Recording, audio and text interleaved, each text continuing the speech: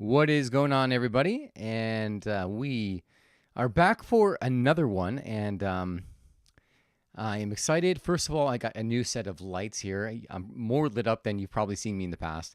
And secondly, I'm wearing a polo shirt that, or I think they're called rugby shirts that I haven't had.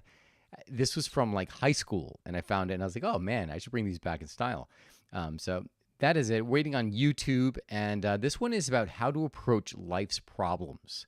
And some of the lessons that I learned just from doing growth work and really just trying to improve my overall health. So let's go into it. Hi guys, my name is Donnie Rouse, and you are listening to the podcast One Life Problem Detective. You've got problems, and we all have problems. If you are living, that it means that it is inevitable that you're going to be faced with problems. The key to it, though, is to make sure that you're constantly solving better problems.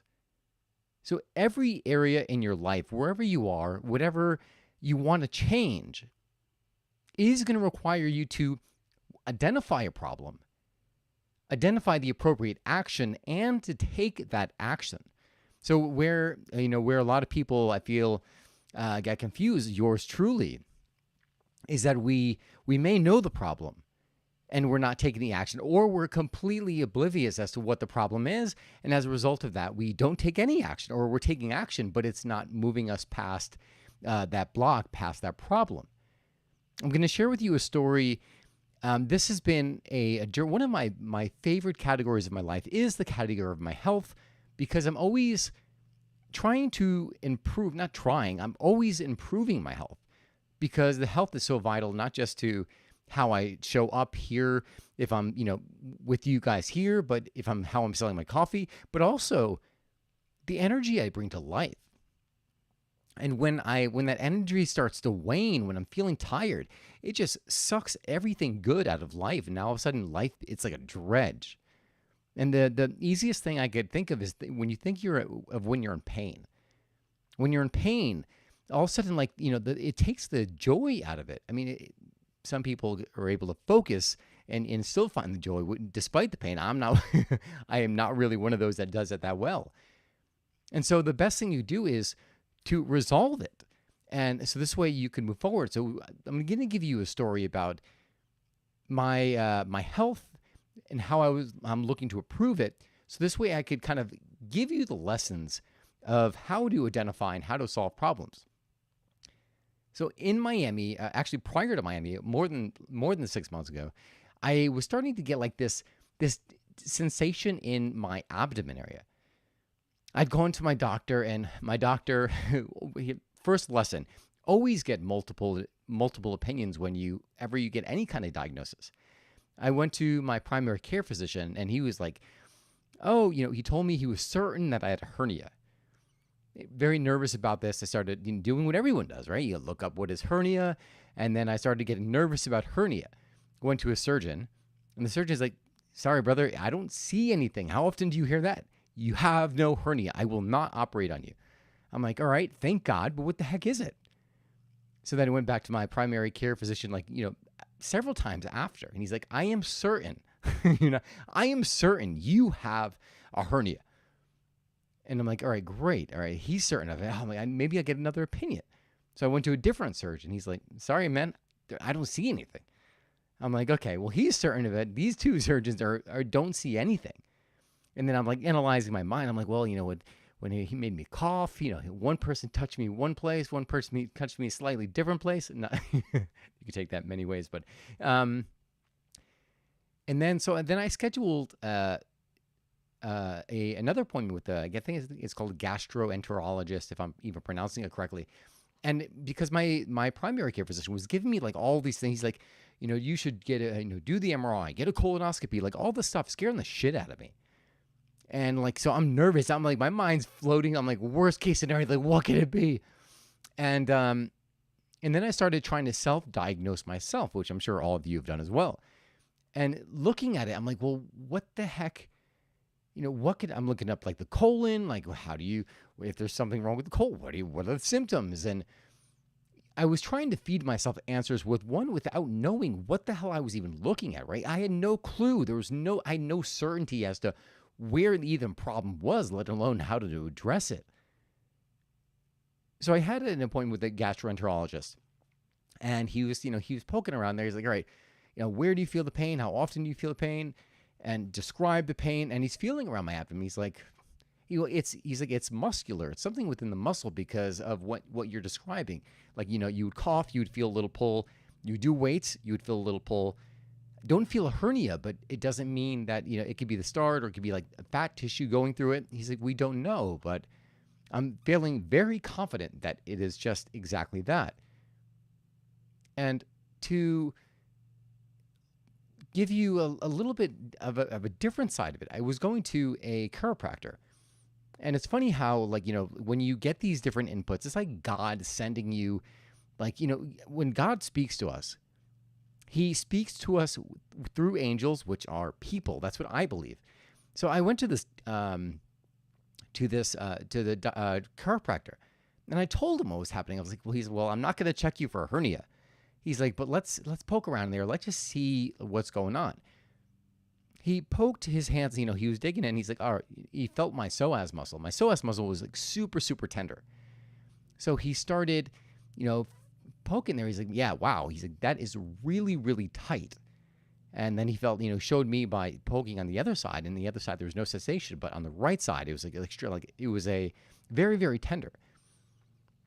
And so that was kind of like a light went off in my head. I was like, all right, interesting. Like he was doing that, and it started to feel a little bit better. Then he was like, hey, just keep coming and, we'll fix it. And I'm like, well, I don't have that many visits left for the chiropractor.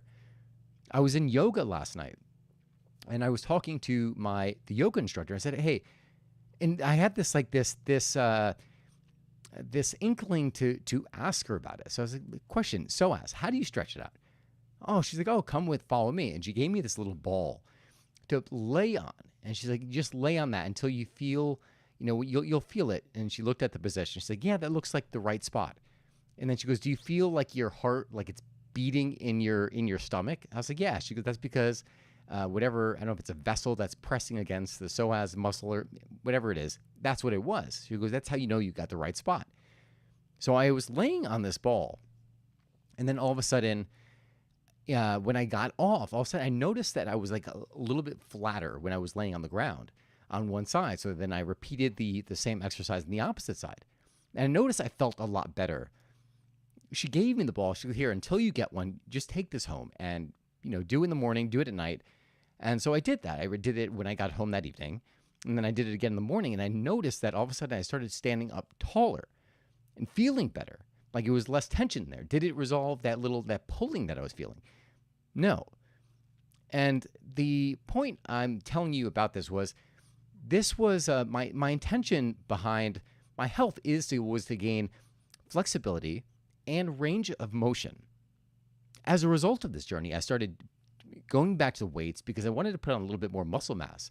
In Miami, I wasn't really doing weights. I was just doing bands. And as a result of that, I just put on a lot of lean muscle, but not mass. So now I was back here. I wanted to do weights. And I was like, all right, well, what is it that I really want? Like, yeah, I want the weights because I want to build out my body and I want to look good. Like that's part of it, the aesthetics. But that's not real health to me. Like I want function. So I'm going to be changing my workout again. But most of all, I want flexibility and I want range of motion. So when I came home, I started doing yoga. I joined a different gym and I started doing yoga 3 days a week. And all of a sudden, I started, I've done yoga in the past, but it's almost like I forgot what the benefit was. And I started to kneel. One night I was at the gym, and I went to a Pilates reformer because I'm going to start doing Pilates as well. And I was on the reformer, and then I noticed I straddled the reformer, and this is interesting. I had not been able to open my legs like that in a very long time because my hips were always so tight. After that Pilates reformer class, I went into yoga, and then we were sitting cross-legged. And I noticed that while I was still kind of leaning back slightly, I was able to sit cross-legged better than I have been in many years. which also blew my mind. I was like, holy, it almost made me emotional because it's something that I hadn't had in many, many years. I'll give you one more little thing. I started doing back squats. When I was doing squats in 2017, when I competed, I couldn't. My hips were not allowing that to happen. So as a result, I had to hit the sleigh and do the leg press. This past week, I started getting on the squats and I started doing squats with no pain. And why I tell you this was because the actions needed to match to solve the problem. Like the problem was like I was not flexible. The problem was I was having this pain here, which, the two were kind of related. The point was that I kept searching for answers until I had an answer that made sense to me and that I could solve. And so with the tightness, I was like, all right, I want to do weights, but let me mix in something to get more flexibility, to get more range of motion. And that was the taking those actions was the very next step, right? Because I would sit in a chair and then I would go to the gym expecting to push weights, and the weights don't loosen you up, right? The weights make you tight. So as a result, I was just feeling tighter and tighter. My body was aching. And that's not the only habit that I implemented. Another habit that I implemented was every hour or so, I would literally go right on my yoga mat. My yoga mat's behind me. And I would just stretch and I would do all these different movement exercises. And all of a sudden, it livens me up. And then after that, I would do like a couple minutes of just meditation. And then it would center me. And then I could go about the day. And the days have been much, much better as a result of that, because often it was the pain of sitting that would prevent me from really getting into my work. So why am I telling you, what does all this have to do with you? The most important thing you can do is first to identify and make sure you're addressing the right problem. Like, what is the problem? Right? Like, think about any area of your life. Maybe it's your health. Like, what is it you feeling? Like, what is it that needs a change? And then when you know that, ask yourself, well, what needs to be done to resolve this? Right? Simple question, but it gets right to the point. And a lot of time you may not know clearly, like exactly what to do, but you have a general idea. At the very least, you can start looking for answers, as I was doing with all those, taking those doctor's visits. I didn't take one person's answer and say, okay, this is it. I looked at multiple just so this way I can get a well-rounded, advice and form my own opinion. And then once you have to take the action. It's so easy to get sidetracked to doing things that aren't going to move you forward. Really, really quickly, I was doing this with my business. It's so easy for me to get stuck in doing the urgent stuff that's not important in the sense that it's going to move me forward and grow the business. And this year when I came back, when I was in Miami, it gave me a good refresh because I was come summer, I get burnt out because I'm going 100, I'm going 100 miles an hour. I'm brewing, my body aches, and it's nonstop. And then once winter comes, I get a little bit of a lull. And the point I was trying to make with it is that there are tasks that I need to prioritize in order to grow, to expand my production, and those are the most important tasks that I have ahead of me. But while I'm doing this, I could be like, oh my God, I promised this person at some point I would brew this particular espresso. And as a result of doing all these, what it's really doing is distracting me from from solving that problem. In this instance, I'm working on just using different ingredients for a scaling process. So when I am doing my brewing, I could either devote time to doing flavors, which it might give me the moment's gratification, right? It might increase revenues for that particular market, but it's not going to move me forward long term. And so as a result, I had to ask myself several times, and I keep doing this. So what is the most important? I do this every single week. Every single week, I lay out my outcomes and say, what is most important for me to do this week that is going to move me forward? And if I don't ask that, then I'm just like firing the gun in the air, and then I'm wasting time. So by doing that, now all of a sudden I prioritize. Yes, it would be great if I could do that. Not to say that I can't brew these flavors this way I can make the customers happy and bring more revenue to the business, but it's not the priority. The priority is for me to take that next step for my expansion. So this way I can grow the business. And then that is a priority. And that's what I put the focus on. So that is what I wanted to share with you. Again, know what the problem is. Know what action you need to take and take the action. Because, I mean, it's so easy just to get stuck and where you are and for years to go by and not really make any progress. And let me just caveat that with this is that don't beat yourself up. It's so easy to be like, oh my God, I'm still here. What the hell? Like I am the perfect example of this because I have my hand in a lot of different projects, and none of them that I'm willing to give up at the moment, but I have to kind of shift priorities. And it's so easy for me to like say, compare myself to someone else and be like, wow, they literally just launched this brand and look where they are now. But everything you're on your own time.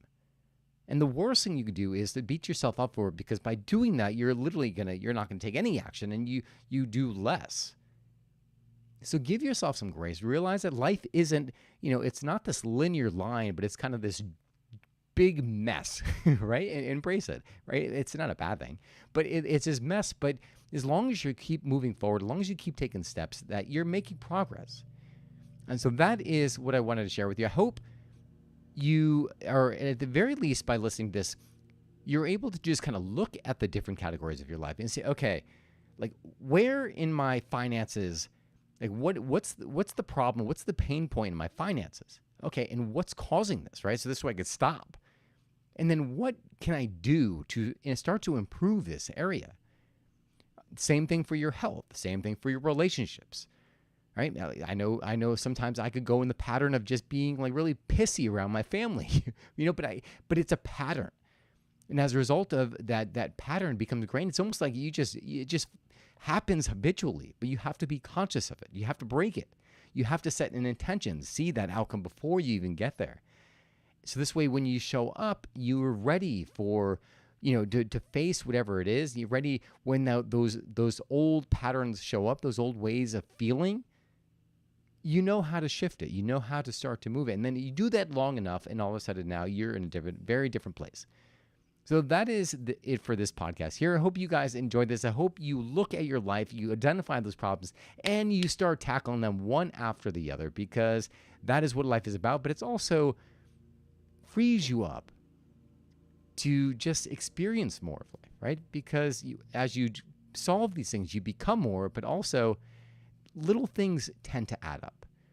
And soon, all of a sudden, like all these little things, they start to jump on your back to the point where they become too heavy and then you can't move, right? Shake them off. Get rid of those things. So I hope you enjoyed this podcast. If you did, please give it a thumbs up. Hit that subscribe button. If you know anyone who is dealing with this, who needs some clarity and they just don't know where to start, share this with them. Or if you know anyone who the doctor says they have a hernia and they do not, share that with them as well. But in all seriousness, I want you to know that you were meant to love your life. And it's not to say that life is going to be easy all the time, because that would be a lie, right? But we choose how we show up. And we also get to choose our life experience. Doesn't mean it's going to be peaches and cream all the time. But there's something very special when you can look back at your life and realize, even though it was hard, you would not change a single thing. So I wish you guys the most passionate versions of your life that you are willing to commit to. And if you have any questions, send them to me via my website at www.donnyrous.com. Again, DonnieRouse.com. That is all I've got for you guys today. I hope you enjoyed this. Thank you so much for spending the time with me. I know you could be putting your time anywhere, but you're here listening to these words. Hopefully they inspire you to some action. Remember, you only get one life. Live fully, live passionately, and most of all, live now. God bless you guys, and I will see you again next week.